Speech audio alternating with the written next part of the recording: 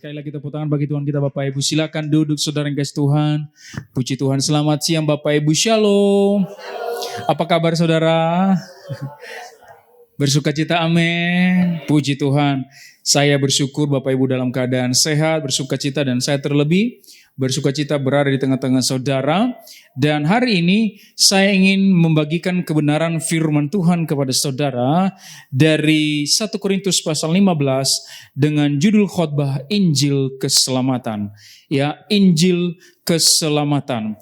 Nah, Bapak Ibu, ya saya sengaja membawa ini karena kita baru saja melewati namanya bulan April, dan bulan April itu kan penuh dengan perayaan-perayaan tentang kematian dan kebangkitan Yesus. Nah, jadi masih dekat saudara ya, masih dekat. Nah, hari ini saya mau mengingatkan saudara tentang Injil Keselamatan.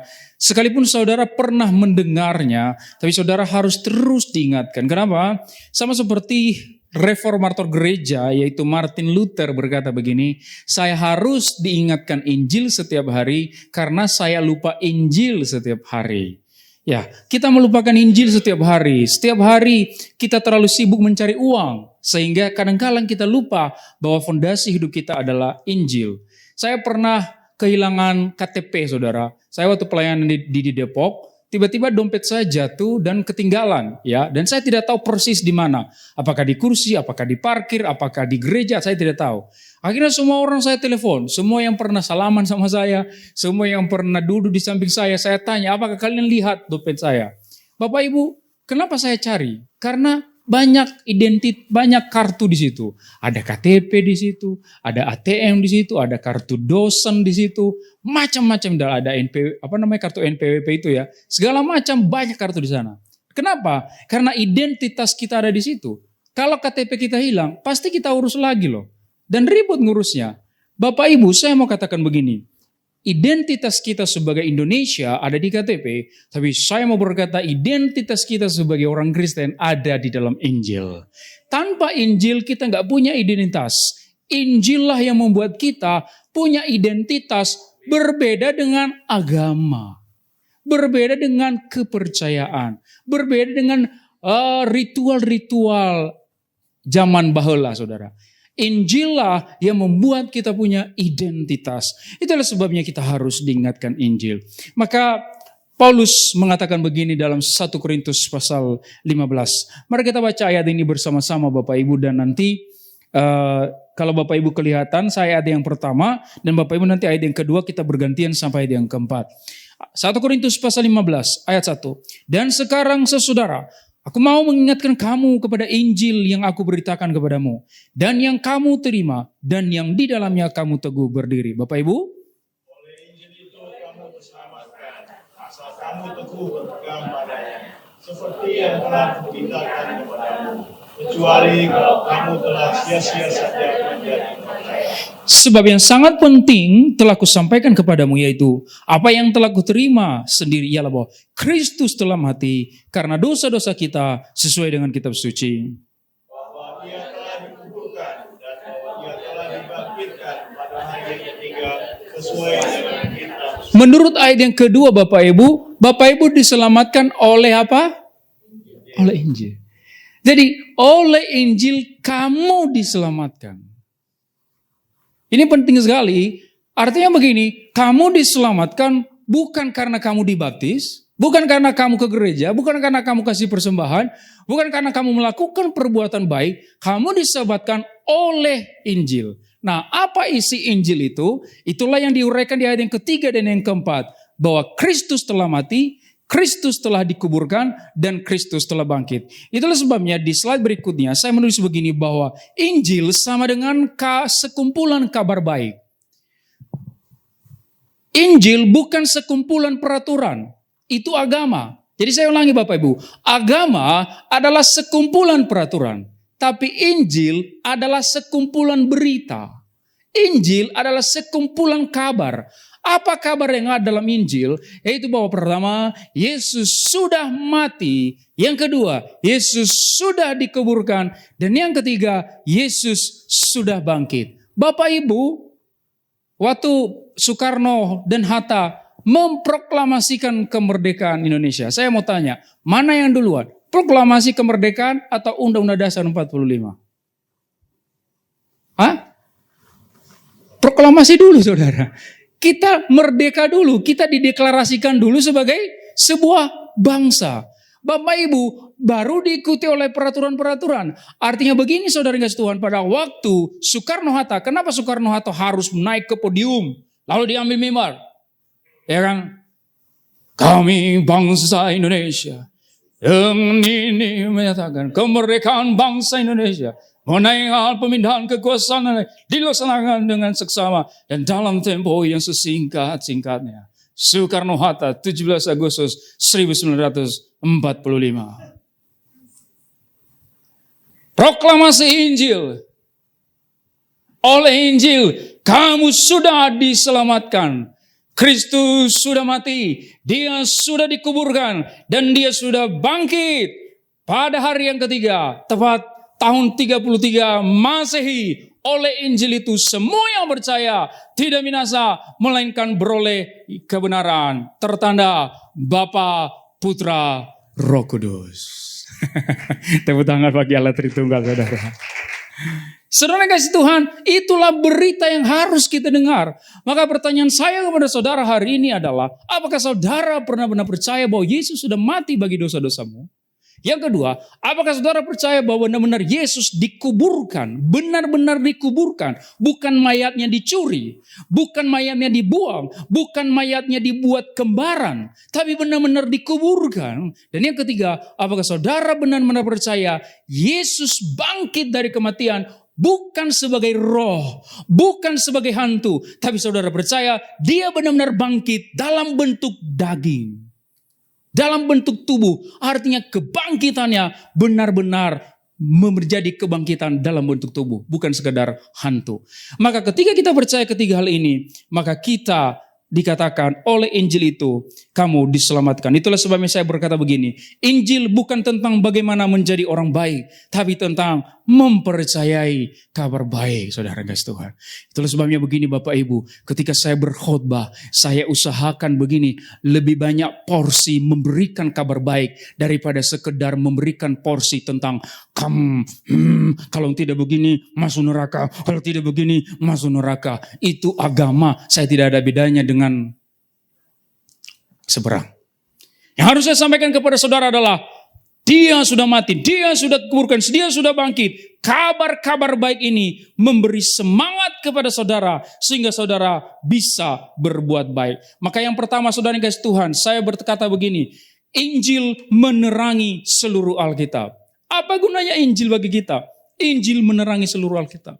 Dengan kita memahami Injil, kita akan memahami seluruh Alkitab. Itulah sebabnya di ayat yang ketiga tadi dikatakan, sebab yang sangat penting itulah aku sampaikan kepadamu, ialah bahwa Kristus telah mati karena dosa-dosa kita, sesuai dengan kitab, dan bahwa ia telah dibangkitkan pada hari yang ketiga sesuai dengan kitab suci. Pertanyaan saya, kitab suci mana yang dimaksud Paulus?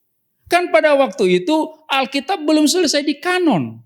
Perjanjian baru belum selesai di kanon. Berarti Paulus sedang merujuk kepada apa? Paulus sedang merujuk kepada perjanjian lama. Jadi Paulus bilang begini, Kristus telah mati sesuai dengan perjanjian lama.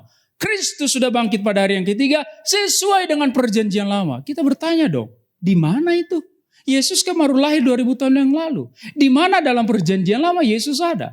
Maka Bapak Ibu dikasih Tuhan, Yesus Mesias harus menderita untuk menebus dosa. Itu kita bisa temukan dalam Yesaya pasal yang ke-53. Seluruh pasal itu adalah berbicara tentang hamba Allah, yaitu nubuatan tentang Mesias yang harus menderita untuk menanggung dosa manusia. Bahkan di situ dikatakan Bapak Ibu, ya bentuk mukanya tidak bisa kita kenali lagi. Itu yang dialami oleh Yesus. Persis. Dan pada waktu bahwa dia bangkit pada hari yang ketiga, itu juga sesuai dengan Mazmur pasal 16. Ketika dalam Mazmur pasal 16 dikatakan begini, orang kudusmu tidak engkau biarkan melihat kebinasaan. Kalau Bapak Ibu baca Mazmur pasal 16, orang kudus pakai huruf besar. O-nya huruf besar, K-nya huruf besar. Aneh. Beda dengan orang kudus di tulisan yang lain. Kok di Mazmur 16 O-nya besar, K-nya besar? Karena dalam penulisan aslinya itu para orang Yahudi tahu persis ini nubuatan tentang Mesias. Mesias tidak akan melihat kebinasaan, dia akan bangkit. Dan Bapak Ibu yang dikasihi Tuhan, itulah sebabnya Injil menerangi seluruh Alkitab. Karena kalau Injil tidak menerangi Alkitab, kita akan kebingungan melihat tokoh-tokoh Alkitab ini. Kenapa Bapak Ibu? Abraham disebut sebagai bapak orang beriman. Tapi tahukah Bapak Ibu, bapak orang beriman ini adalah seorang pembohong. Pembohong. Dia berbohong, ini adekku bukan istriku. Dan yang paling parah itu masih mending. Yang paling parah dia ada suara bapak-bapak bilang sama saya, Pak Pendeta, iya boleh dong kita poligami. Kenapa Pak? Abraham bapak kita. Bapak kita Pak, dia poligami. Lah apalagi kita anak-anaknya Pak. Boleh dong Pak, kalau bapak kita boleh poligami, lah apalagi kita. Saya bilang sama dia, waktu kau baca Alkitab, Abraham sudah tanya sama Tuhan gak waktu dia poligami? Dia mikir, kayaknya enggak sih. Enggak, dia cuma tanya sama istrinya. Bahkan istri yang suruh dia kan, dia cuma dapat izin dari istrinya, bukan izin dari Tuhan. Pada akhirnya poligami itu dosa enggak? Dosa. Bapak Ibu barusan kemarin di kelas tafsir Pentateuch, mahasiswa tercengang. Karena Kejadian pasal 15, Tuhan datang menemui Abraham dan di situ dikatakan Abraham menjadi percaya kepada Tuhan dan Tuhan memperhitungkan itu kepadanya sebagai kebenaran. Mahasiswa tepuk tangan. Berarti sejak awal keselamatan oleh karena percaya. Kami baca pasal 16. Lalu Abraham menikahi Hagar. Lalu mereka bingung, Pak, sebenarnya Abraham percaya tahu enggak sih? Kan tadi di pasal 15 dibilang dia percaya. Tiba-tiba di pasal 16 dia nikahi orang lain. Dia berusaha mencari anak melalui kekuatan manusia. Dia berusaha mencari anak keturunan melalui dagingnya, usahanya. Bapak Ibu tahukah saudara yang kasih Tuhan? Tuhan sengaja membiarkan Sarah sampai umur 90 tahun. Dia menopause untuk menyatakan kepada Abraham, kalau pada akhirnya kamu punya keturunan, itu bukan hasil usahamu, tapi kasih karuniaku. Artinya Ishak adalah lambang dari Injil dan Ismail adalah lambang dari agama. Ishak diperoleh melalui kasih karunia seorang perempuan menopause bisa melahirkan. Hagar atau Ismail diperoleh melalui pernikahan yang tidak sah. Adalah usaha bukankah agama adalah usaha manusia untuk memperoleh perkenanan Tuhan? Maka Bapak Ibu yang kasih Tuhan, itulah Bapak orang beriman yang kita puji-puji itu. Dan saya mau katakan, Abraham sama seperti Anda. Lemah. Jadi ingat, dia berkenan di hati Allah. Bukan karena dia 100% tidak pernah jatuh dalam dosa. Yakub penipu. Siapa yang dia tipu? Bapaknya. Pak, kami dari Sumatera Utara, Pak. Orang Sumatera Utara itu, Pak, paling menghormati orang tua. Iya. Mau miskin, mau kaya kita menghormati orang tua, Bapak Ibu. Saudara, artinya kalau ada anak yang melawan orang tua itu dihakimi di tengah-tengah masyarakat secara sosial. Yakub menipu bapaknya loh, demi mendapatkan berkat anak sulung. Penipu, namanya sendiri artinya penipu. Iya, dia penipu. Nah saudara yang kasih Tuhan, kenapa Tuhan berkenan kepada Yakub? Yakub pada akhirnya menjadi ayah dari Israel. Bahkan namanya dirubah dari Yakub menjadi Israel. Dan yang paling parah Bapak Ibu, Daud. Daud itu dikatakan firman Tuhan, Daud adalah seorang penyembah yang dekat di hati Tuhan. Ternyata cabul. Jadi hati-hati Bapak Ibu. Dalam hadirat Tuhan penyembahan tidak menjamin saudara tidak cabul.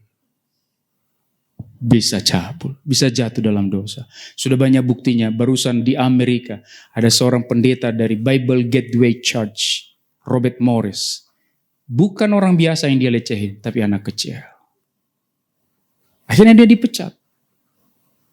Apakah ini gereja besar? Besar sekali. Dalam hadirat Tuhan, iya. Tapi sama seperti Daud. Kenapa Daud cabul saudara? Nonton orang mandi.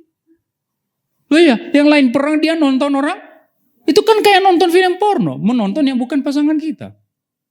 Cabul. Makanya saya bilang sembilan anak muda, kamu anak muda ngikutin bapakmu Daud, saya bilang.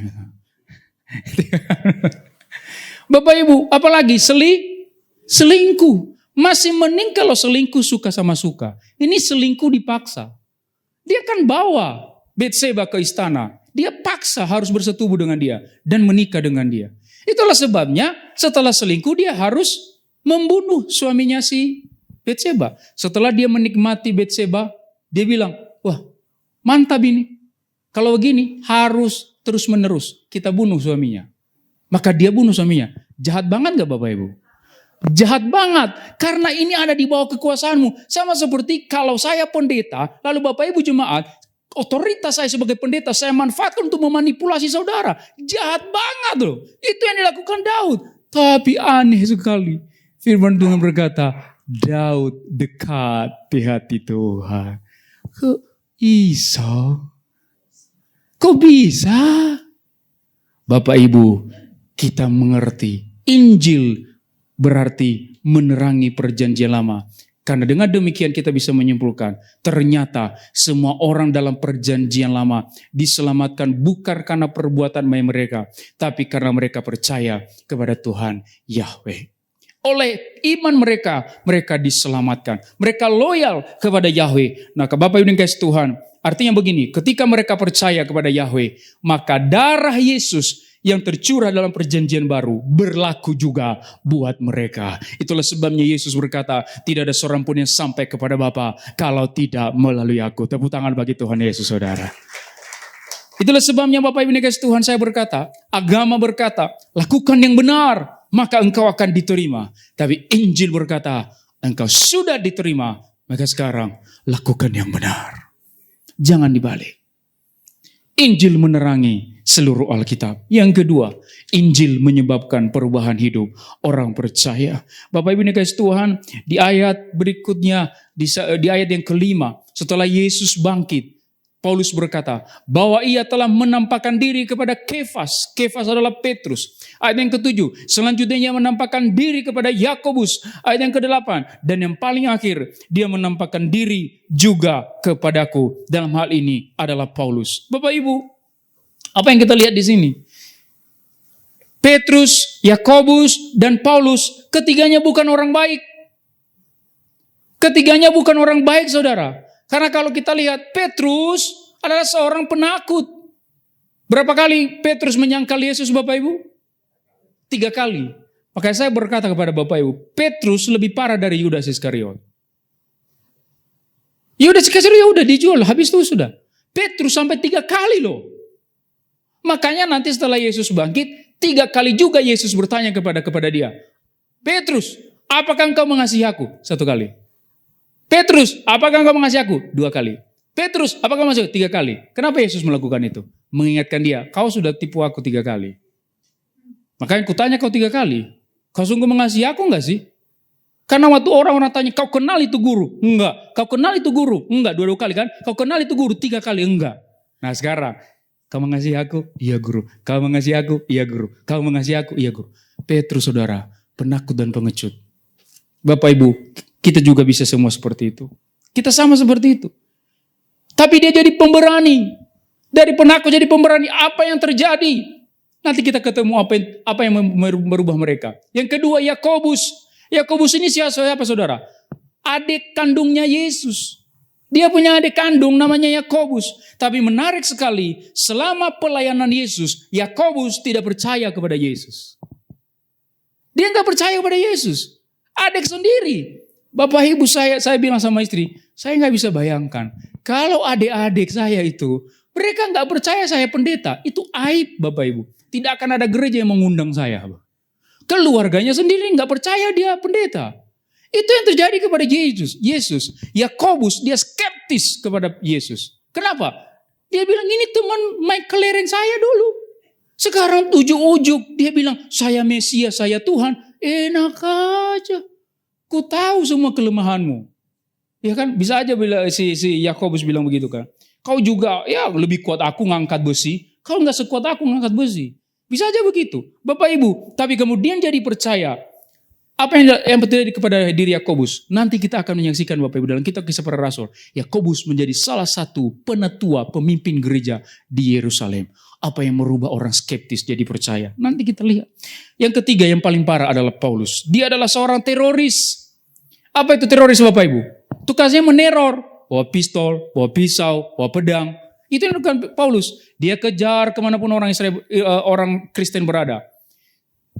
Saya mau katakan barusan bulan Paskah di Kongo, Afrika, terjadi pembantaian kepada orang Kristen di dalam gereja.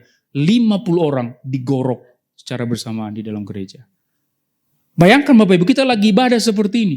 Tiba-tiba ada para teroris bawa pedang lalu gorok leher kita. Itu yang dilakukan Paulus waktu dia hidup.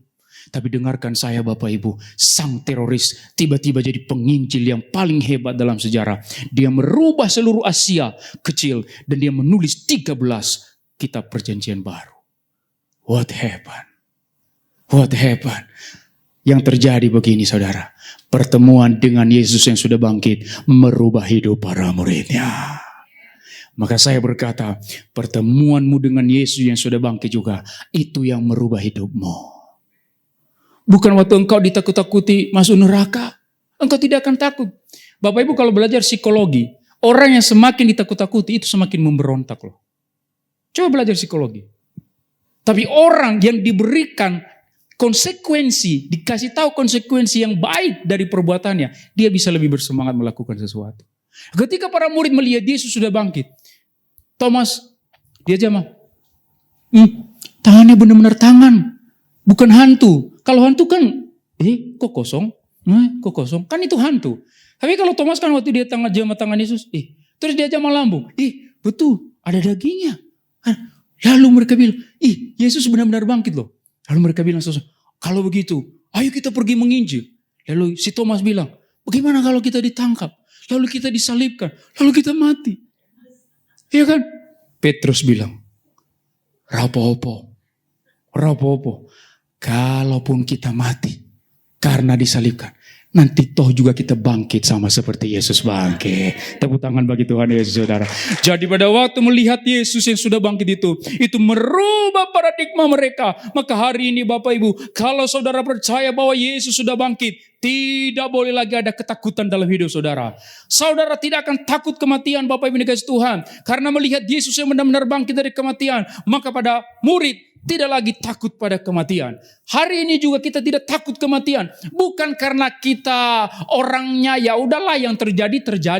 Yang terjadilah. Itu namanya apatis saudara. Kita bukan apatis, kita orang beriman. Kita tidak takut pada kematian. Karena kita percaya Yesus sudah bangkit dari kematian. Apalagi cuma kematian, kita akan dibangkitkan kembali. Apalagi cuma masalah finansial. Apalagi cuma masalah sakit penyakit. Apalagi cuma masalah pertengkaran dengan saudara, apalagi cuma masalah pelayanan, apalagi kematian saja dikalahkan oleh Yesus, apalagi yang lain saudara guys Tuhan. Maka itulah sebabnya orang Kristen tidak punya ketakutan. Dasar kita adalah kebangkitan Yesus, Bapak Ibu guys Tuhan. Maka Bapak Ibu, kebangkitan Yesus membuat seluruh perkataannya sebelumnya menjadi dapat dipercaya. Iya kan? Yesus bilang begini, Aku dan Bapa adalah satu. Bapak Ibu, semua orang bisa ngomong begitu loh. Semua orang bisa ngomong begitu. Saya juga bisa ngomong sekarang, aku dan Allah adalah satu. Saya juga bisa ngomong sekarang, akulah jalan kebenaran. Tidak ada seorang pun yang sampai kepada Bapa kalau tidak melalui aku. Bisa aja. Aku bisa berkata, dosamu sudah diampuni. Aku bisa aja bilang, aku berkuasa atas hidupmu. Bisa gak? Bisa. Akulah gembalamu. Tapi hanya ada dua kemungkinan. Saya orang gila, atau saya benar-benar Allah. Itu dua kemungkinannya. Maka apa yang mengafirmasi saya bukan orang gila dan saya benar-benar Allah? Itulah kebangkitan memvalidasi seluruh perkataan Yesus. Dari mana kita bisa percaya seluruh perkataan Yesus sebelumnya? Dengan dia bangkit, kita jadi tahu seluruh perkataannya sebelumnya bukan main-main. Bukan orang gila. Bukan orang yang halusinasi. Tapi benar-benar anak Allah. Tepuk tangan bagi Tuhan Yesus kita saudara. Kebangkitan Yesus membuat seluruh perkataannya menjadi dapat dipercaya. Aku datang memberi hidup dalam kelimpahan. Kita bisa percaya itu karena dia sudah bangkit. Kalau dia gak bangkit Bapak Ibu, sama aja kayak pendetaku dia bilang gitu gak jadi-jadi tuh.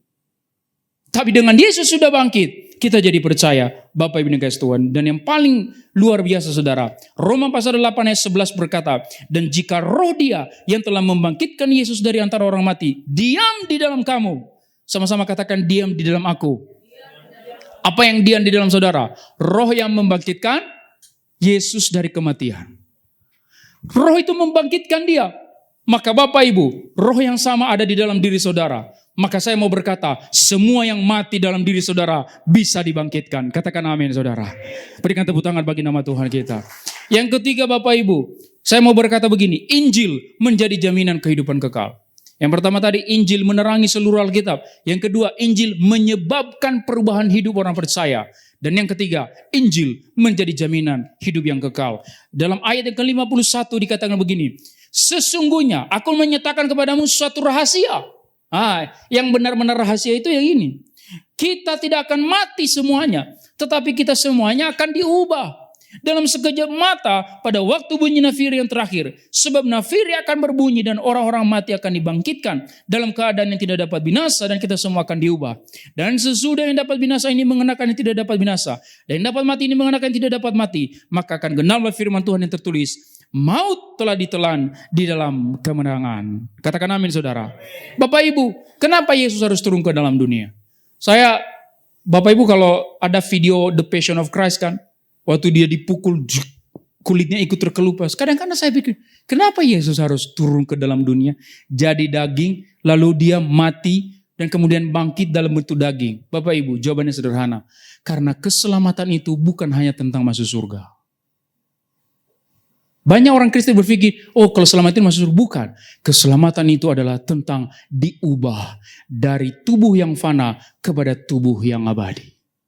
Kita harus punya tubuh. Karena sejak awal di Taman Eden, kita didesain bukan sebagai roh. Kita didesain untuk memiliki tubuh.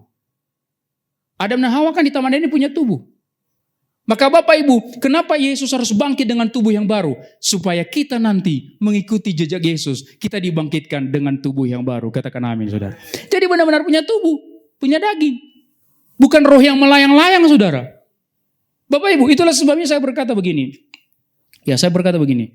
Ada 40 hari Yesus berjalan-jalan di atas bumi. Ada 500 jumlah saksi mata yang melihat Yesus. Tubuh kebangkitan Yesus. Dan ada 3.000 orang yang bertobat. Karena pemberitaan tentang kebangkitan Yesus. Artinya begini, kebangkitan Yesus bukan mitos atau legenda, tetapi fakta sejarah. Maka lihat Bapak Ibu, ada 500 orang yang melihat Yesus. Tadi itu ada di ayat yang ketiga dan yang keempat. Ya, di ayat 1 sampai ayat 4 itu. 500 saudara yang melihat Yesus. Benar-benar mereka lihat tubuhnya itu. Dia makan. Dia bisa makan. Masih ingat dia makan ikan sama Petrus kan? Dia makan. Roh bisa makan enggak? Gak bisa. Yesus bukan hanya roh yang melayang-layang, dia benar-benar punya tubuh. Dia bisa makan. Bapak Ibu yang dikasihi Tuhan, dia makan. Bapak Ibu yang dikasihi Tuhan, berapa orang yang menyaksikan itu? 500. Maka saya mau berkata, klimaks kemenangan kita bukan tentang masuk surga semata-mata, tetapi tentang menerima tubuh serupa dengan Kristus. Itulah puncak kemenangan kita. Katakan amin saudara. Bapak Ibu, semua orang bisa ngomong surga. Saya bisa datang sekarang, saya mendirikan agama Joimanisme. Bisa aja. Barang siapa yang ikut agama Joimanisme nanti masuk surga. Saudara kan bisa bertanya kepada saya, emang kau sudah lihat surga? Waktu Muhammad, Siddhartha Gautama, mereka bilang kalau engkau masuk agama ini nanti engkau masuk surga. Kita harus tanya sama mereka, emang kalian sudah lihat surga apa? Kan yang bisa membicarakan surga itu orang yang pernah ke sana. Kekristenan pertama-tama bukan tentang menjanjikan surga. Kekristenan tentang menjadikan tubuh serupa Kristus.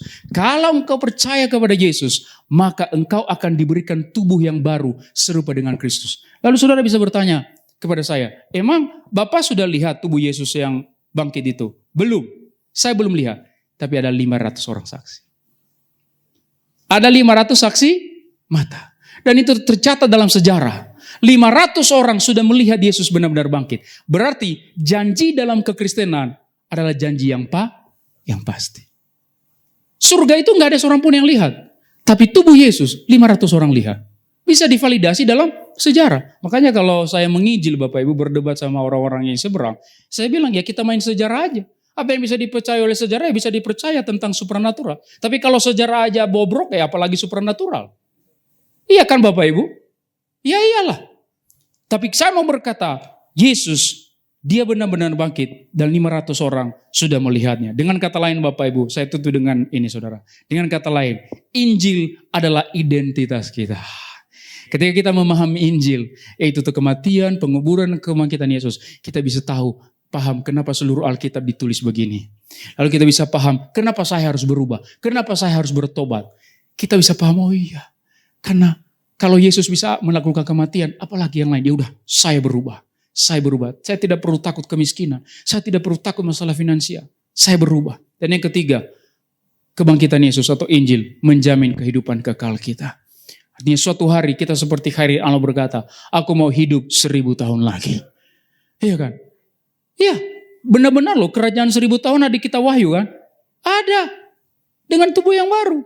Tapi nanti kita bilang bukannya 1000 tahun. Tapi sampai selama-lamanya. Tepuk tangan bagi Tuhan ya saudara. Itu janji firman Tuhan. Itu janji firman Tuhan bagi kita. Bagi Bapak Ibu dikasih Tuhan. Mari sama-sama kita bangkit berdiri Bapak Ibu. Saya mengundang istri untuk menyanyikan sebuah lagu tentang anugerah Tuhan. Bahwa apa yang kita peroleh dalam keselamatan bukan tentang usaha kita, kebaikan kita, atau kekuatan kita. Tapi Injil menjelaskan semua karena kasih karunia Tuhan. Haleluya Yesus.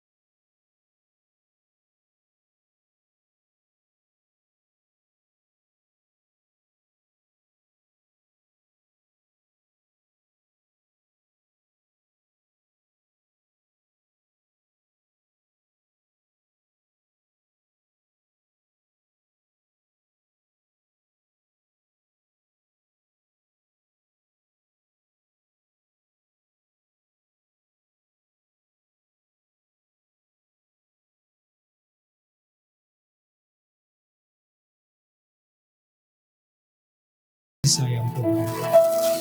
Penyertaan-Mu Tuhan, segalanya bagiku, hadir-Mu di hidupku,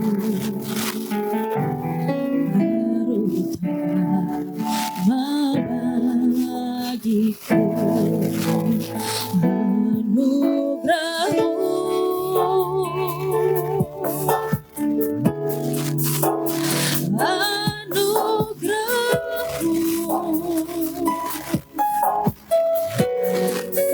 Semua karena anugerah-Mu,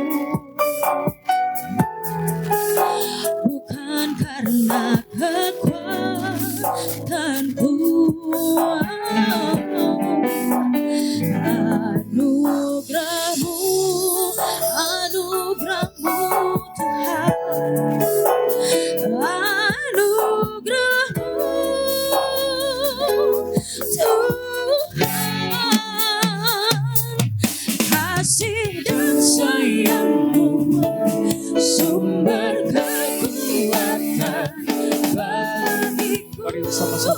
kedua tanganmu tinggi-tinggi di hadapan Tuhan. Anugerah-Mu,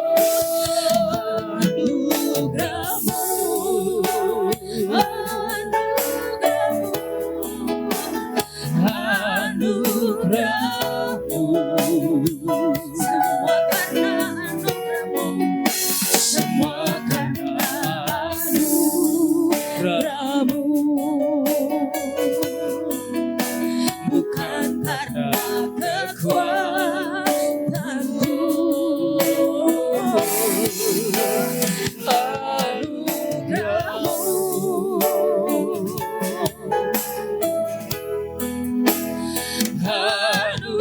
Anugerah-Mu,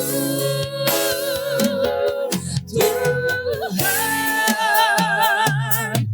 kasih dan sayang-Mu, sumber kekuatan bagi. Sekali lagi dengan iman, responi firman Tuhan yang sudah kau dengar. Anugerah-Mu, Sambil mengangkat tangan tinggi-tinggi di hadapan. anugerah, Semua karena anugerah-Mu, Yesus. Semua karena anugerah-Mu. Bukan karena kami kuat, Tuhan. bukan karena kekuatan, Bukan karena kebaikan kami.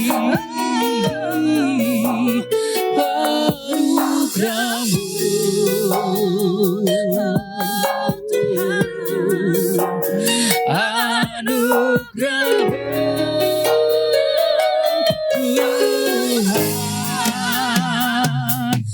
kasih dan sayang-Mu, sumber kekuatan bagi. Sekali lagi Bapak Ibu, sambil saya berdoa buat saudara, saya mau berdoa buat saudara. Anugerah. Saya berdoa kiranya saudara dipenuhi dengan Injil kasih karunia Tuhan, sehingga kau pulang dari tempat ini bukan sebagai orang yang tertuduh, bukan sebagai tersangka, bukan sebagai budak, tapi sebagai orang merdeka. Karena bukan karena kebaikan-Mu, bukan karena kekuatan-Mu, tapi karena anugerah Tuhan, karena kasih karunia Tuhan, engkau sudah diselamatkan, engkau sudah diterima, engkau sudah berkenan di hadapannya.